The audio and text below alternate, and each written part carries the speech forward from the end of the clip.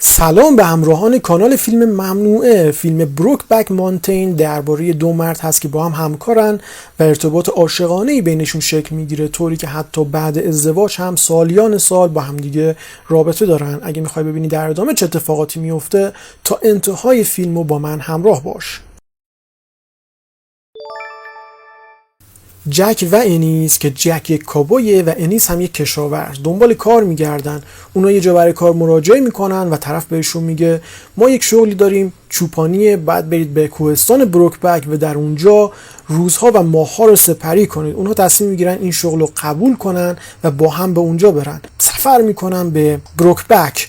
اونجا کوهستان بسیار زیباییه دوستان، خیلی جای قشنگیه، اصلا صحنه ها رو ببینید لذت میبرید. شروع میکنن زندگی مزخرفی آغاز کردن. چرا؟ چون غذای هر روزشون لوبیا. اونا روزها و شبها در حال چوپانی و مراقبت از گوسفندان هستن. مرد صاحبکارشون بهشون گفته که آقا شما شبا باید جدا از هم بخوابید، یکی بعد دقیقاً پیش گوسفندا توی گله باشه و یه نفرم توی چادر. اما به خاطر سرمای هوا اونا تصمیم میگیرن هر دو داخل چادر بخوابن. همون شب باعث میشه که بین اونها یک رابطه عاشقانه شکل بگیره. وقتی صبح بیدار میشن به خودشون میان و میبینن بله دیشب یک کارایی بینشون شده. روز بعد راجع به این موضوع صحبت میکنن و میگن این اتفاق موقتیه و ما هیچ کدوممون گی نیستیم و این اتفاق بعد اتمام کارمون حتما تمام میشه. تا اینکه رئیسشون یه روز میاد اونا رو از دور تماشا میکنه و میبینه که بله اینا دارن با هم عشق بازی میکنن و متوجه رابطه پنهانی اونها میشه. میره باشون صحبت میکنه اما بهشون نمیاره و میگه خب شما دیگه باید گله رو برگردونید به شهر. با اونو صحبت میکنه و میگه از کارتون راضی نیستم و میگه خب اخراجید دیگه، برید تموم شد کارتون. اونا از همدیگه خداحافظی میکنن، هر کدوم میره شهر خودش و با ناراحتی و گریه. البته انیس ازدواج میکنه با دختر مورد علاقه‌اش. اونا خیلی زندگی خوب و خوش و خرمی دارن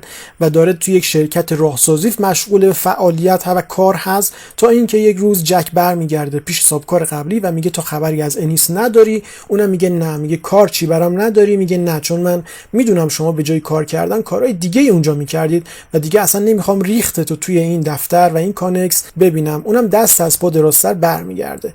انیس و همسرش بچه دار شدن، با هم دیگه زندگی خوبی دارن و تصمیم میگیرن بچه سوم رو هم بیارن. شاید جک هم مشغول همون گاو سواری خودشه که تو اون شرایط تو اون محیط با یه دختر آشنا میشه که دختر بسیار جذابی هست و پدر بسیار پولداری داره و اونجا مخ دختره رو توی اون بار میزنه و شب با هم دیگه میرن برای رقص. بعدم که با ماشین دختره میرن توی ماشین کارهای خاک برسری انجام میدن. اونام با هم دیگه در نهایت ازدواج میکنن، بچهشون به دنیا میاد اما با پدر خانومش رابطه خوبی نداره جک. یه روز که انیس خونه است میبینه برش کارت پستال اومده و از طرف جک برش نامه مینویسه که من تو رو پیدا کردم و اینم جوابشو میده، میگه پاشو بیا اینجا. اونا همدیگه رو میبینن، شروع میکنن بغل کردن و بوسیدن همدیگه که همسر انیس این صحنه رو میبینه و به هم میریزه. اونا میگن خب ما میخوایم بریم برای ماهیگیری و شاید نباشیم یکی دو روزی، ولی خب به جای ماهیگیری میرن موتل، بعدش هم میرن توی کوهستان تفریح، صفا سیتی و رابطه عاشقانه خودشون رو ادامه میدن و با هم صحبت میکنن. جک به انیس میگه بیا با همدیگه زندگی کنیم، یه مزرعه بگیریم، با همدیگه اونجا زندگی مشترکی داشته باشیم، ما همدیگه رو خیلی دوست داریم. اما انیس میگه من نمیتونم این کارو کنم، من زن و بچه دارم.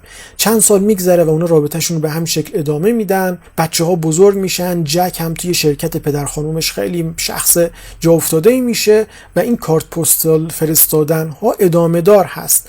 همسر جک از این موضوع هیچ اطلاعی نداره و میگه تو چرا همیشه داری میری پیش انیس؟ یه بارم اون بگو بیاد. اما خب فقط جک همیشه میره. همسر انیس بسیار از این موضوع ناراحته و با جک بحثش میشه اما به روش نمیاره. میگه تو چرا همش داری میری اونجا و من از این بابت خیلی ناراحتم، باید بیشتر به متوجه کنی. همین موضوع مسخره باعث میشه اونها تصمیم به جدایی بگیرن و بچه‌هام دیگه خیلی بزرگ شدن. جک میاد دیدن انیس، میگه که بیا خب دیگه الان که جدا شدی با هم دیگه باشیم. اما انیس باز میگه من به خاطر دخترم نمیتونم.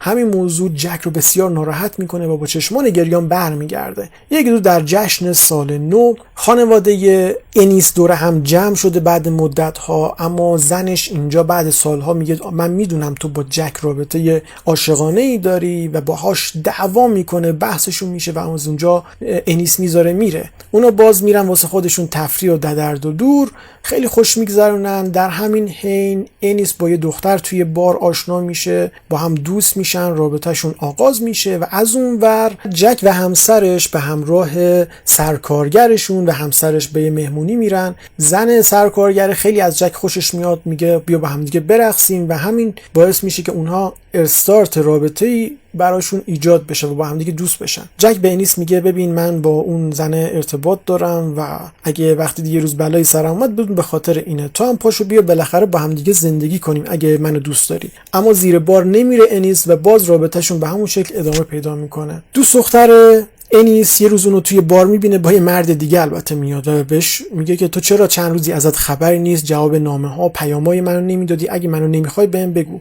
انیس هم بهش میگه آقا من تو رو نمیخوام. اونم از دستش ناراحت میشه، با اون مرده میذارن میرن. تا اینکه یه روز نامه‌ای به دست انیس میرسه از طرف همسر جک که روش نوشته شده آقا جک از دنیا رفته. اون با همسر جک تماس میگیره، میگه اون چطور مرد.